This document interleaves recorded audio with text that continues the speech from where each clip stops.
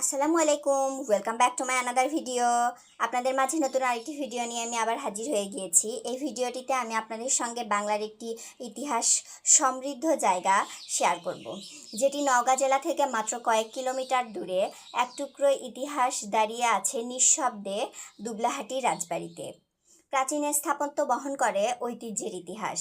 মাথা উঁচু করে দাঁড়িয়ে থাকা প্রাসাদ নওগাঁর অন্যতম প্রাচীন নিদর্শন, যা দেখতে দূর দূরান্ত থেকে ছুটে আসে মানুষ।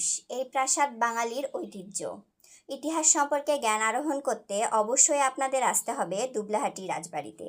এই রাজবাড়িটি অনেক পুরনো হওয়ায় ইতিহাস এবং ঐতিহ্যে ভরা, যদিও ভেঙে গেছে কিন্তু তারপরেও সেটি তার সৌন্দর্য হারায়নি। চারপাশে রয়েছে সবুজ গাছপালায় ভরা, যা তার সৌন্দর্যকে আরও বেশি বৃদ্ধি করে তুলেছে।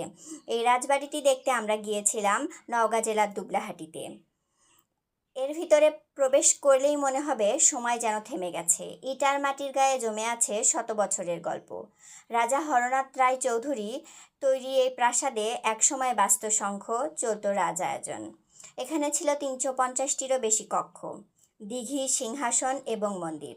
সব ইতিহাস আজ। তবুও এই নীরবতা, এই ভাঙা দেওয়াল মনে করিয়ে দেয় রাজত্ব মানে কেবল জৌলুস নয়। এখানে হাঁটলে প্রতিটি ধাপে শোনা যায় অতীতের পায়ের শব্দ, আর গায়ে লাগে পুরনো দিনের হাওয়া। এই প্রাচীনতম নিদর্শনটি দেখতে আমার কাছে অনেক ভালো লেগেছে। এখান থেকে আর যাই হোক, আমি অনেক জ্ঞান আরোহণ করতে পেরেছি। আমি আশা করব আপনারা সবাই অবশ্যই আসবেন দুবলাহাটি রাজবাড়িতে, যেটি নওগাঁ জেলায় অবস্থিত।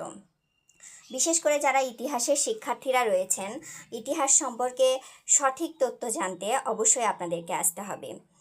এই রাজবাড়ির প্রতিটি দেওয়াল, ইট, পাথর দেখেই বোঝা যায় যে এটি কতটি সমৃদ্ধশালী একটি প্রাসাদ ছিল, সময়ের সাথে সাথে যেটি হারিয়ে গেছে।